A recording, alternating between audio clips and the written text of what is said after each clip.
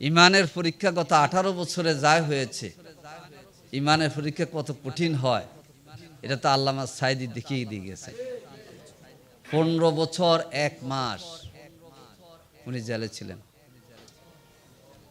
এবং ওনাকে গ্রেপ্তার করার পর প্রথম যে আপনার খুনের মামলা দেওয়া হয় এটা হলো রাজশাহী বিশ্ববিদ্যালয় ফারুক হত্যার মামলায় ওনাকে রিমান্ডে নিয়ে অত্যাচার করা হয়। ঘটনা ঘটছে রাজশাহী বিশ্ববিদ্যালয়। আর ঢাকা শহরের শহীদবাগের মাওলানা সাঈদী হলেন এর আসামি, আরো হচ্ছেন রিমান্ড। দেখেন, অথচ গত 1 মাস আগে রায় হয়েছে যে সব আসামি খালাস। এটার মাঝে সাঈদী সাহেব ছিলেন, নিজামী ভাই ছিলেন, মুজাহিদ ভাই ছিলেন, সবাই আসামি ছিলেন। তো সত্য কথা যদি বলেন, এরকম জুলুম অত্যাচার তো আপনাদের উপর আসতে পারে, আসতে পারে, কিন্তু আল্লামা সাঈদী ভ্রুক্ষেপ করছে? আল্লামা সাঈদীকে বলা হয়েছিল রিমান্ডে নিয়ে যে আপনি আপনার নামে একটা দল করেন। আল্লামা সাঈদী বলেছিল আমার দলের সদস্য আমি ছাড়া আর কেউ এই দলের সদস্য হবে না। তাই আমি যে জায়গায় আছি উঠেই আমার ঠিকানা। কত বড় দৃঢ়তার পরিচয় দিয়েছে বলেন। আমরা ওনার জন্যে 1 হাত 1.5 হাত উঁচু একটা খাটের জন্য আবেদন দিয়েছিলাম আদালতে, যে উনি ওনার কোমরের কারণে মেঝেতে শুতে পারেন। সেটা আদালত মঞ্জুর করে নাই। ডাক্তার শফিক ভাই জেলে 1 বছর জেলে থেকে যখন আসতেছিলেন তখন আল্লামা বিদায় নিচ্ছেন। উনি তখন সেক্রেটারি জেনারেল, সাঈদী সাহেবকে জড়ো করে ধরছেন। শফিক ভাই বলতেছিলেন আমি যখন সাঈদী সাহেবের কে ধরলাম, সাঈদী সাহেবের হাড়ের মধ্যে আমার আঙ্গুল ঢুকে গেছে। মানুষটা এত সুখে গেছিল। আলহামদুলিল্লাহ, কিন্তু আল্লাহ তো ওনাকে বাঁচিয়ে রেখেছিলেন এবং মুস্কি হাসি দিয়ে বিদায় নিয়েছে। কি বলেন? এই জন্য প্রিয় ভাইয়েরা, এটা বিশ্বের ইতিহাসে অনন্য একজন আলেম। তার এত সুখ্যাতি থাকার পরও যার মাহফিলে সরকারের উচ্চ পদস্থ এবং সেনাবাহিনীর লোকেরাও যেত, উনি কিন্তু ভিন্ন চিন্তা করলে সুবিধা নিতে পারতেন, কিন্তু উনি ইমানের দাবিতে ইসলামী আন্দোলন অবস্থানের উপর অনড় ছিলেন। একজন ভাই বলছেন সেজন্য উলাইকা কাতাবা ফি কুলুবিহিমুল ঈমান। কি বলেন? সূরা মুজাদালার শেষ আয়াত, উলাইকা কাতাবা ফি কুলুবিহিমুল ঈমান। আর এদের পরিচয়টা হচ্ছে আয়াতের শেষ অংশে উলাইকা হিজবুল্লাহ, আলা ইন্না হিজবাল্লাহ হুমুল গালিবুন। এই জন্য মুফাসসির হিসাবে অন্তরের লিখিত ঈমানের সার্টিফিকেট ফাঁসির মঞ্চে গেলে যখন ঈমান অনড় থাকবে তখনই বোঝা যাবে। এই দৃষ্টান্ত অতীত ওলামায়ে কেরাম 400 আলেম বিগত 18 বছরে শহীদ হয়েছে। বিগত আন্দোলনে 70 জন হাফেজ কোরআন শহীদ হয়েছে। সাপ্তা 70-এ 61 জন আলেম শহীদ হয়েছে। সবাই দিনের প্রতিনিধি ছিল না। বাংলাদেশ কি এখন কথা বলতেছে শুধু আপনার আমার 2 জনের কারণে? বাউনবাড়িয়া মুদি বিরোধী আন্দোলনে 21 জন 19 জন শহীদ হয়েছে, টোটাল 23 জন। অনেক ভূমিকা দেশে আলেমদের। এই জন্য ইমানের শক্তি আমাদের সকলের জন্য দিন ইসলাম, টেকটাপ থেকে তেতুলিয়া। আমার আপনার কথায় ইসলামের ক্ষতি হয় এমন কাজ আমরা কাউকে করতে দেব না। কিন্তু গালি দিব না। এই জন্য আমাকে একটি বড় সুন্নি সংগঠনের প্রধান এক থানার ওসি ফোন ধরাই দিল আমাকে। আমি কথা বললাম, তো উনি বলতেছেন, হালিম ভাই আমরা তো উম্মার দিক থেকে এক। এমনি হতবা এর কারণে আমাকে আমি জি আপনার সাথে কথা হবে, আমরা উম্মার জন্য আমরা এক হব। আর আপনাদেরকে এই কথা বলতেছি যে সামনে ওয়াজ নসিহত তাফসির এমনভাবে হবে যে উম্মাহ যেন উপকৃত হয়। কি বলেন? আপনাদের ওয়াজে জামাত ইসলামী কতটুকু উপকৃত হয় এটার চেয়েও লক্ষ্য রাখবেন যে উম্মাহ উপকৃত হয় কিনা। উম্মাহ উপকৃত হলে আপনি উপকৃত হবে না। উম্মাহ উপকৃত হলে আমরা সবার মর্যাদা বেড়ে যাবে না, বাড়বে না? উম্মাহ কুনতুম খায়রা উম্মাহ উখরিজাত লিন্নাস। প্রিয় ভাইরা, শেষ পর্যায়ে কথা বলতে চাই, আমাদের আমল আমাদের থেকে বেশি আপনাদের, কিন্তু আমলের একটা বিষয় হলো ইখলাস। বাহ্যিক বেশভূষা নাম তাকওয়া না,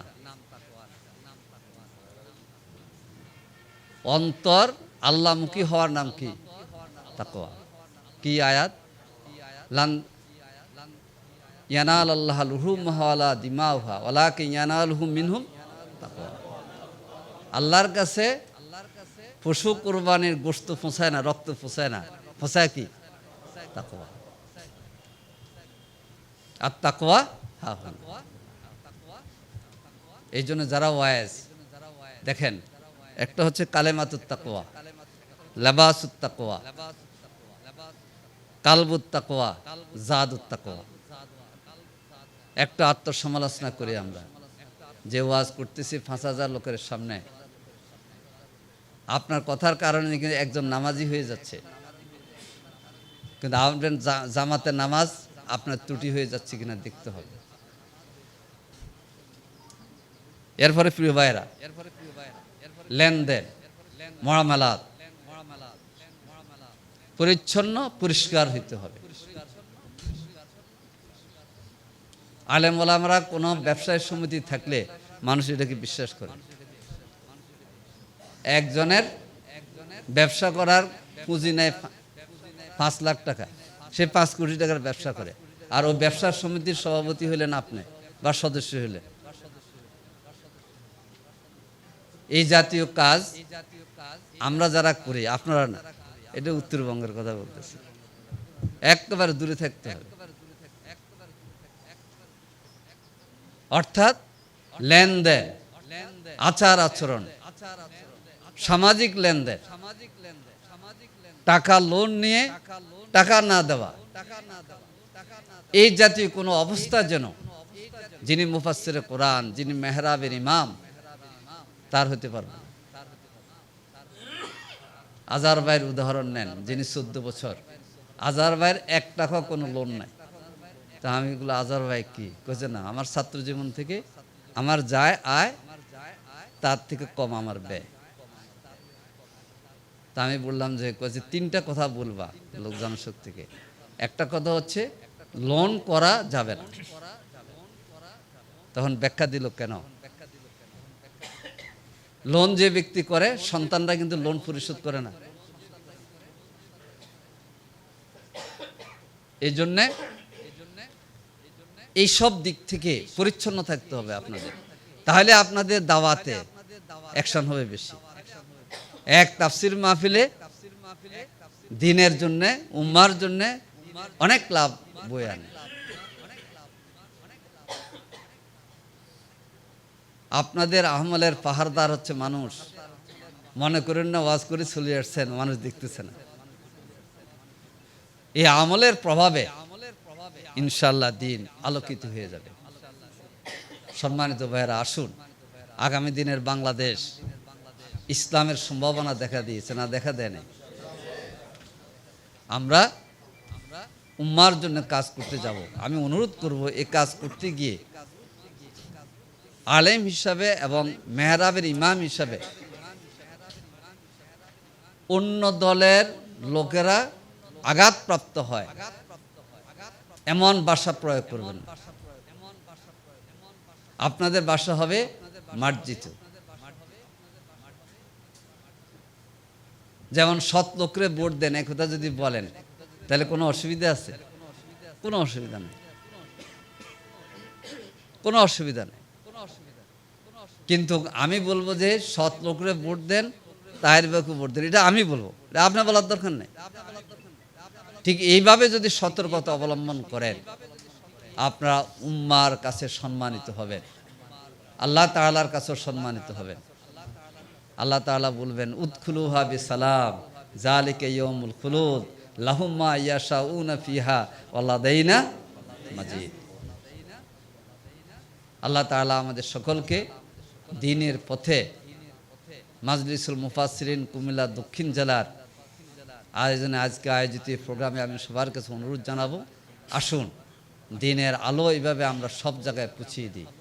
আমরা দ্বীনের জন্য কাজ করি, কাউকে খুশি করার জন্য আমাদের কাজ নয়। মাজলিসুল মুফাসসিরিনের সিদ্ধান্ত যে কেন্দ্রীয় নির্বাহী বৈঠকে আমির জামাত উপস্থাপন করেন, সেখানে মাসুম ভাই আর আমি উপস্থিত ছিলাম। এটা এক বৈঠকে হয় নাই, কমপক্ষে 3টা বৈঠক করতে হয়েছে। আমির জামাত একটা সাব কমিটি করেছেন, এই সাব কমিটি বহুদিন আলোচনা করে পরবর্তী বৈঠকে উপস্থাপন করেছেন। ওই বৈঠকে আলোচনা পর আরেক বৈঠকে গেছে। সব আলোচনার পরে আমরা একমত হয়েছি যে বাংলাদেশে ইসলামের প্রচার এবং প্রতিষ্ঠায় কোরআনের খেদমতের মাধ্যমে সমাজকে, বাংলাদেশকে আলোকিত করার জন্যে এই জাতীয় একটা প্রতিষ্ঠানের প্রয়োজন আছে। আমরা 4টা জিনিসকে সামনে রেখেছি: ঈমান, ইসলাম, কোরআন, উম্মাহ। কয়টা? 4টা। আমাদেরকে, আপনাদের সকলকে মনে করতে হবে এই 4টা জিনিস কোনো দলীয় সম্পদ নয়, কোনো আঞ্চলিক সম্পদ নয়। বাংলাদেশে ইসলামের বিভিন্ন বিষয় এখন আঞ্চলিক হয়ে গেছে, মার্কাজ কেন্দ্রিক হয়ে গেছে। ঈমান, ইসলাম, কোরআন, উম্মাহ, এই 4টা জিনিস হচ্ছে আল্লাহ তাআলা আদ-দ্বীন হিসেবে যে বিধানটা দিয়েছেন এটার রূপ। আল-ইয়াওমা আকমালতু লাকুম দীনাকুম ওয়া আতমামতু আলাইকুম নি'মাতি ওয়া রাদিতু লাকুমুল ইসলামা দীনা। বলেন, এই আয়াত আমরা সবাই বলি। আল-ইয়াওমা আকমালতু দীনাকুম ওয়া আতমামতু আলাইকুম নি'মাতি ওয়া রাদিতু লাকুমুল ইসলামা দীনা। দ্বীন হচ্ছে আমাদের কাছে সর্বোচ্চ। আমার কথা, আমার ভঙ্গিমা যদি দ্বীনের বিপরীত হয়, সে কাজ আমি করব না। জামাত ইসলামের সাবেক আমির, ইসলামী আন্দোলনের প্রাণ পুরুষ অধ্যাপক গোলাম আযম সাহেব এক জাতীয় মিটিংয়ে উনি বললেন যে আমার শার্ট পরা যদি দ্বীনের জন্য লাভজনক না হয় তাহলে এই শার্ট খুলে ফেললাম। এরপর থেকে উনি শার্ট পরেন নাই। আর খেয়াল করেন, এটা হচ্ছে আপনার আমার আমল। আপনার আনন্দের জন্যে আপনাকে কেউ শিরোমণি বলবে, এই জন্যে দিন না। আপনার মর্যাদার জন্য দিন, দিনের মর্যাদার জন্য আপনি নন। দিনের মর্যাদার জন্য আপনি, আপনার মর্যাদার জন্য দিন নয়। এই জন্যে আমরা এই প্রতিষ্ঠান এমনি এমনি করি না। কারণ আজকের এই সম্মেলন যারা এসেছেন তাদের কথাগুলো মানুষ মন দিয়ে শুনে, প্রাণ দিয়ে বুঝে, উপলব্ধি করে এবং জান্নাত জাহান্নামের পথ থেকে দূরে থেকে জান্নাতের পথে আপনাদের বক্তব্যের মধ্য দিয়ে মানুষ ধাবিত হয়। এই জন্য অনেক গুরুত্ব এটা। বাংলাদেশ মাজলিসুল মুফাসসিরিন, মাজলিসুল মুফাসসিরিনের একজন দায়িত্বশীল ব্যক্তি হিসাবে, মনে করেন আপনি মুফাসসির কোরআন, এক মসজিদের খতিব হিসাবে যে কাজটা করতে পারবেন, আমরা সংগঠনের দায়িত্বশীল হিসাবে সেটা করতে পারবো না। কিন্তু যে কাজ আপনার, আমার কাজ যদি আপনি করতে যান, তাহলে জমিয়তুল মাজলিসুল মুফাসসিরিন বানালাম কি জন্য? এই জায়গায় আপনাদের ভুল। যে কথা রাজনৈতিক মাঠে আমি বলবো, সেই কথা তো মিম্বরে আপনি বলবেন না। কেন বলতে যান? এটা হলো আমাদের সমস্যা। কারণ আপনি যখন মিম্বরে বসবেন, আপনার সব দল মত ফেরকা মানুষের ইমাম আপনি। আমি এক জায়গায় সফরে গেছি, তো খুব টাইট আমার, দুইটাই নামাজ পড়ে প্রোগ্রাম।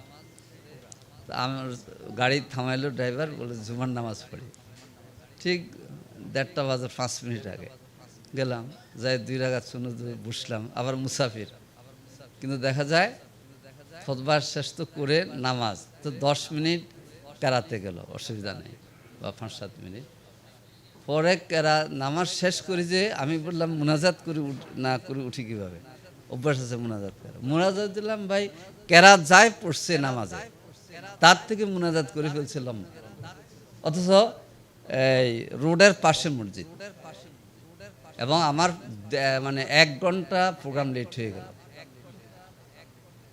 তো দেখেন, তাহলে ওই মসজিদের ইমাম তো জানে না যে এখানে মুসাফির নামাজ পড়ছে। কিন্তু কিছু কিছু মসজিদ আছে, আমি দেখি যে রাস্তার পাশে খুতবাও ছোট করে, আবার কেরাতও ছোট করে। হ্যাঁ, অনেক আছে। তাহলে তারা সাবধানী।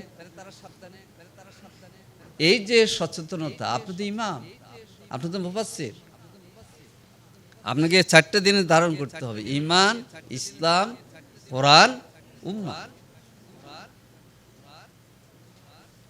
জামাত ইসলামী দ্বারা যত কাজ হচ্ছে সব কাজ ঠিক আছে, জামাত করবে। তাহলে আমরা বাংলাদেশ মাজলিসুল মুফাসসিরিনটা কেন করলাম? কারণ মাজলিসুল মুফাসসিরিনের মধ্য দিয়ে যত জায়গায় আপনি যাবেন, জামাত ইসলামীর নামে তত জায়গায় যেতে একটু কুণ্ঠাবোধ হয়, বিদেই তো মাজলিসুল মুফাসসিরিন সংগঠন করা হলো। এবং বাংলাদেশ মাজলিসুল মুফাসসিরিনের যারা প্রতিনিধি, তারা যদি জামাত ইসলামীর নেতা হয়ে যায়, তাহলে কেমন হবে? আমি আমাদের বিরুদ্ধে বললাম, আর এখানে পার্থক্য হবে। জামাত ইসলামের রোকন হইতে পারে, কিন্তু একটা মাদ্রাসার প্রিন্সিপালের চেয়ারে তিনি যখন বসবেন, উনি জামাত ইসলামের রোকন হিসাবে তার সাংগঠনিক মান, কিন্তু চেয়ারের আমানত হচ্ছে তিনি মাদ্রাসা আলিয়ার প্রিন্সিপাল। এটা মনে করতে হবে।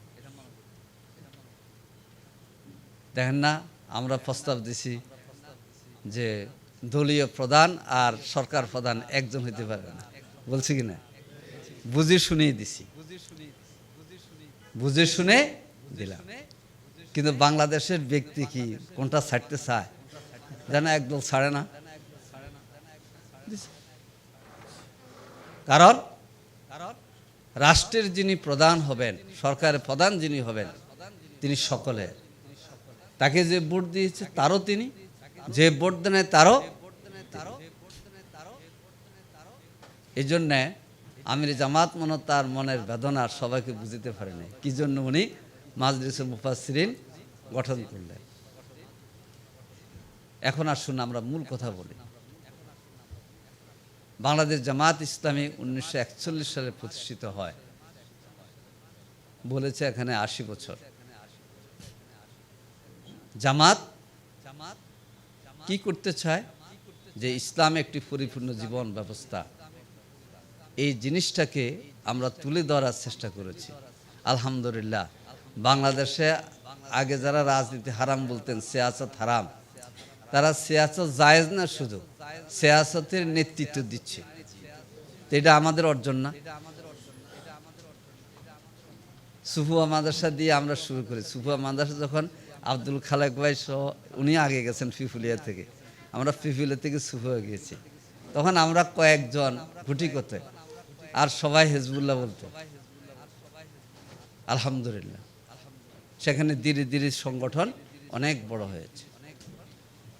যাদের আমাদের ব্যাপারে ভিন্ন ধারণা ছিল তাদের ধারণা আমরা পরিষ্কার করতে পেরেছি।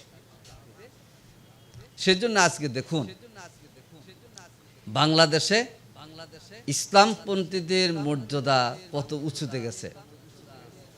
সাইদুর যখন তাফসীর শুরু করেছেন তখন ডাকসুতে কি কোনো প্রতিনিধি ছিল? ছিল না। আজকে ডাকসুতে রোকেয়া হলে সিরাত মাহফিল হয়, অর্জন দেখেন। রোকেয়া হলের সামনে দিয়ে টুপি মাথায় দিয়ে যাওয়ার জন্য ইতস্তত করতে অনেকে, আর এখন রোকেয়া হলের সামনে দিয়ে টুপি মাথায় দিয়ে যান, 5টা 10টা মেয়ে আপনাকে সালাম দেবে। তাহলে আপনার মর্যাদা বাড়লো না কমলো? বাড়ছে। ঢাকা বিশ্ববিদ্যালয় হিজাব পড়াটা ভিন্ন চোখে দেখা হইত, আর এখন হিজাবি হিজাবি স্লোগান হয় কিনা? তো সরওয়ানে পিসাব সহ বসছিলাম, তখন উনি বলতেছেন, ভাই ঢাকা ইউনিভার্সিটি সিনেট ভবনে যখন আমি নারায়ে তাকবীরের স্লোগান শুনলাম তখন মনটা উদ্দীরিত হয়ে গেল, এবং আমি তাদেরকে অভিনন্দন জানালাম।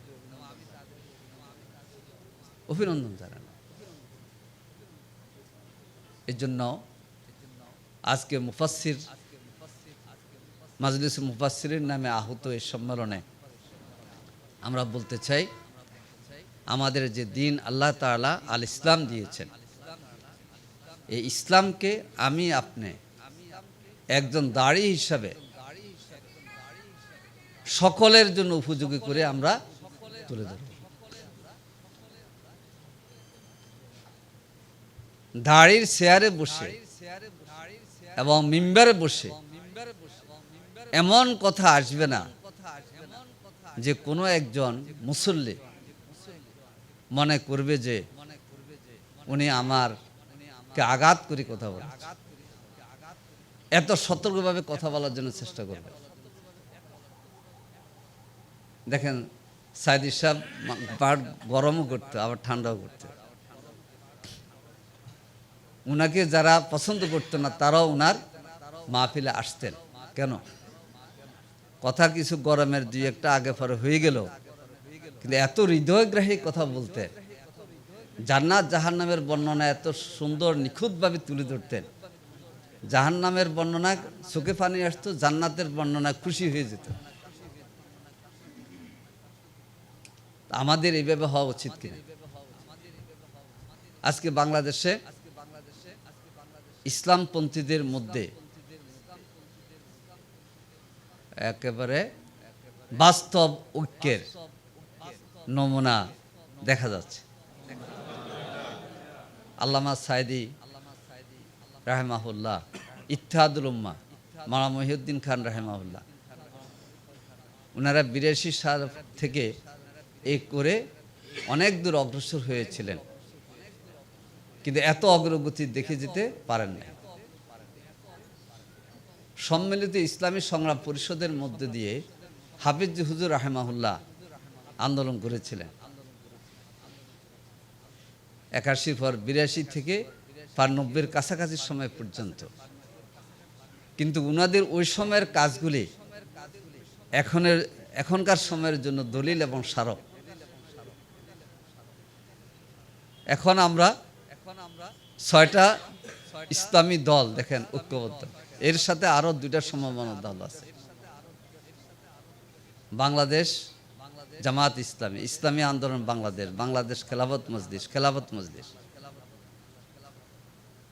বাংলাদেশ নেজাম ইসলামী পার্টি, আর বাংলাদেশ খেলাফত আন্দোলন হাফিজ হুজুর। একসাথে আমরা আন্দোলন করছি, একসাথে কর্মসূচি দিচ্ছি কিনা? আলহামদুলিল্লাহ। অনেকে আমাকে বলল যে আপনারা খেলাফত মজলিসের, বাংলাদেশ খেলাফত মজলিসের আমির সামাজিক সম্মেলনের বক্তব্য এসে একসাথে বসছেন, এটাই আমাদের মধ্যে অনেক আবেগ তৈরি করেছে। করছে না? এটা দোয়া করতে থাকেন, এটার যেন বাংলাদেশে আগামী নির্বাচনের পর্যন্ত এই ঐক্য থাকে। নির্বাচন পর্যন্ত ঐক্য নয়, আমরা যেন এর ধারাবাহিকতা বাংলাদেশের মানুষের যে আকাঙ্ক্ষা ইসলামের আলোকে ন্যায় ইনসাফ প্রতিষ্ঠা করা, সেই লক্ষ্য যেন আমরা হাসিল করতে পারি। আমির জামাতের একটা কথা রেখাপাত করেছে, তরুণ আলেম ওরাই এই ঐক্যের পিছনে কারিগর মনে করতে হবে। উনি বলেছেন ইসলামপন্থীদের ঐক্য করার জন্যে আমি ডাক্তার শফিকুর রহমানকে যত ছোট হইতে হয় আমি রাজি, বুক মিলাবো, হাত ধরবো, কিন্তু ঐক্য চাই। এই কথাটা বলছিলেন উনি আগস্ট বিপ্লবের এক সপ্তাহ পরে 17 আগস্ট আলফালাতে। সেদিন 15-20 জন তরুণ, এগুলি দেখবেন যে অনেকে আছে অ্যাক্টিভিস্ট, আলেম, সাংঘাতিক, কিন্তু এরা শারীরিক শিক্ষা এবং গান বাজনার শিক্ষক নিয়োগের সিদ্ধান্ত হয়ে গেছিল না, প্রজ্ঞাপন জারি হয়েছে, তো সরকার তো এটা বাতিল করতে বাধ্য হয়েছে। এই দাবি আপনাদের ছিল না? এটা করলো কারা?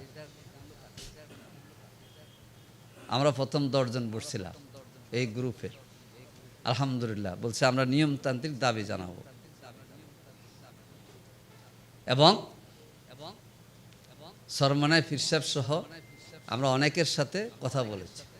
আলহামদুলিল্লাহ, দেখেন ঐক্যের কারণে কতটুকু ফল অর্জন করা যায়। সে গান বাজনার শিক্ষকের মধ্য দিয়ে আরো কি করার যে তাদের অপকৌশল ছিল, এটা জানেন?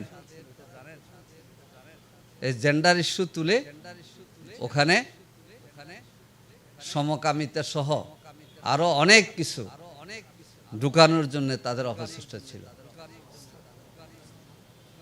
এইসব আলেমদের তৎপরতায় আল্লাহ তাআলা আমাদেরকে সুন্দর একটি সুযোগ এখন করে দিয়েছেন, এবং সামনে আপনি ইনশাআল্লাহ ধর্মীয় শিক্ষক নিয়োগের প্রজ্ঞাপনও আপনারা শুনতে পারবেন, এবং প্রত্যেক স্কুলে ধর্মীয় শিক্ষক নিয়োগ হবে। কি মন একটু ভালো হইল? অনেকের আত্মীয় স্বজনের দেখে যায় কামেল পাশ করিয়াছে, চাকরি হয় না, দাওরা পাশ করিয়েছে, চাকরি হয় না। হবে ইনশাআল্লাহ, কারণ সাবজেক্ট ছিল, শিক্ষক দেন। এগুলি হচ্ছে ঐক্যের ফল। তো সম্মানিত ভাইস, উম্মার স্বার্থে আপনাদেরকে আপনাদের কাজ করতে হবে।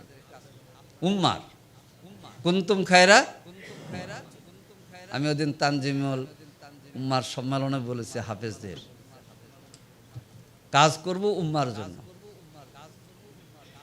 উম্মার জন্য যে কথা বলা প্রয়োজন সে কথা বলতে হবে।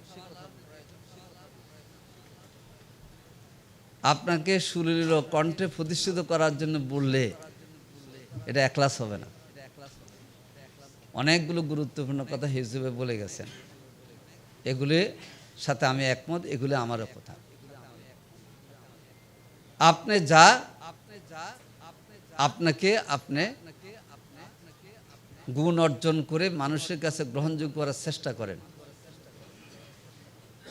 কিন্তু আপনি যদি অহেতুক কথা বলেন তাহলে আপনি হালকা হয়ে যাবেন। এই জন্য অনেক ওয়াইজ মানুষের কাছে হালকা। আপনার মনে করেন যে 5000 লোক নারায়ে তাকবীর দিয়ে দিল, তা আমরা তো গভর্নমেন্ট লেভেল থেকে সব লেভেলে চলাফেরা করি। তো একজন ডাক্তার কি মন্তব্য করে, একজন ইঞ্জিনিয়ার কি মন্তব্য করে, একজন বিশ্ববিদ্যালয়ের শিক্ষক কি মন্তব্য করে, একজন বিশ্ববিদ্যালয়ের শিক্ষিকা কি মন্তব্য করে, একজন ওয়াইজের বক্তব্য শুনে সেটা আপনাকে ভাবতে হবে না? সেটা আপনাকে ভাবতে হবে। আজকে এখানে কোরআনের দিয়েই আপনারা ওয়াজ নসিহত করার জন্যে আপনারা কিন্তু দায়িত্বশীল। আল্লাহ তাআলা বলছেন ফাযাক্কির বিল কোরআন, কোরআন দিয়ে হে নবী আপনি উপদেশ দিন। মাই ইয়াখাফু ওয়াঈদ। আল্লামা সাঈদীর মধ্যে এই গুণটা ছিল প্রস্ফুটিত। এই কারণে আপনি দেখবেন যে আলহামদুলিল্লাহ আল্লামা সাঈদীর ওয়াজে অনেকগুলো পরিবর্তন এসেছে সমাজে। একটা হচ্ছে ইসলাম একটি পরিপূর্ণ জীবন ব্যবস্থা, কি বলেন? এটা কওমি বলেন, বিভিন্ন জায়গায় বলেন, সবাই উদ্দীপ্ত হয়েছে। দ্বিতীয় হচ্ছে বাংলাদেশে কমিউনিজমের সমাজতন্ত্র, ধর্মনিরপেক্ষতাবাদের বিশ্বাসী যারা, তাদের মনের পরিবর্তন ঘটেছে এবং সেই জায়গায় ওই সমস্ত সে গোড়াবাড়ার বই পড়ে যারা কমিউনিস্ট পার্টি করতো, ছাত্র ইউনিয়ন করতো, সেই সমস্ত তরুণদের মুখে হচ্ছে নারায়ে তাকবীরের স্লোগান। এটা হচ্ছে আল্লামা সাঈদীর তাফসিরের ফলাফল।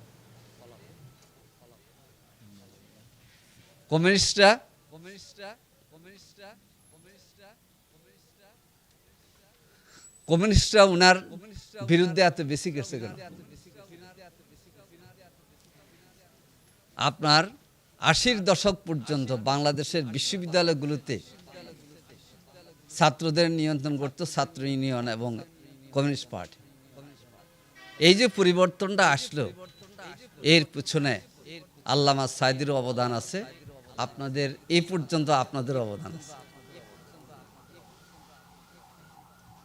আমি তো বলি সূরা বাকারার ১৭৭ নম্বর আয়াত, লাইসাল বিররা আন তুওয়াল্লু উজুহাকুম কিবালাল মাশরিকি ওয়াল মাগরিব। এই আয়াত দিয়ে উনি ৫ দিন তাফসির করতেন। একদিন ঈমান, একদিন ইয়াউমুল আখির, একদিন ঈমান বিল মালায়েকা, আর তারপরে একদিন হচ্ছে ঈমান বিল কিতাব, ফেরেশতা, আর শেষ দিন বলতেন ওয়াস-সাবিরিনা ফিল বাসাই ওয়াদ-দাররাই ওয়া হিনাল বাস। এটা দিয়ে বলতেন যে দিন কায়েম এবং ঈমান শক্ত লাগবে। তখন নারায়ে তাকবীর ধ্বনি বেশি হতো। তো উনি যদি ৫ দিন এই আয়াতের উপরে কোনো অপ্রাসঙ্গিক ঘটনা বলা ছাড়া করতে পারে, তাহলে আমরা অপ্রাসঙ্গিক কথা বলে ওয়াজকে দীর্ঘায়িত করব কেন? যে ঘটনার কোনো ভিত্তি নেই। আপনারা দেখবেন সূরা নামলের তো হযরতে দাউদ আলাইহিস সালামের যেখানে বর্ণনা আছে না, আপনি দেখেন কোন কোন তাফসিরে ১০০ বিয়ের কথা আছে, ৯৯ স্ত্রীর কথা আছে। এই সমস্ত ওয়াজ যদি করতে যান আপনার, ঢাকা বিশ্ববিদ্যালয়ের ছাত্রীরা আপনার ওয়াজ শুনবে? তা আপনি যে বলতে পারেন তাফসিরে তো আছে। হিজু ভাই যথার্থ কথা বলছে। আপনার জ্ঞানের জন্য এটা লাগবে, আপনার ১০০টা তাফসির করেন, কিন্তু আপনার কথা কিন্তু দলিল, যেহেতু আপনার বক্তা। এই জন্য আপনি এই কথাটা বলে আপনার শ্রোতাদেরকে কি মেসেজ দিচ্ছেন, এটা যদি চিন্তা করে ওয়াজ করতে না যান, আর যদি মনে করেন ঘটনা একটা বললে তো হাততালি পড়বে, নারায়ে তাকবীর পড়বে, কোনটা আপনি বলবেন? আপনাকে আপনার জিহ্বার জন্য আল্লাহর কাছে জবাবদিহি করতে হবে না? একটা বাড়তি কথার জন্য জবাবদিহি করতে হবে না? তাহলে আপনি বলবেন কেন? আমার যতটুকু জানা, সাঈদী সাহেবের বাসায় গিয়ে যত তাফসির আর বই দেখেছি, উনি পড়াশোনা করা ছাড়া ওয়াজ করতে যেতেন না।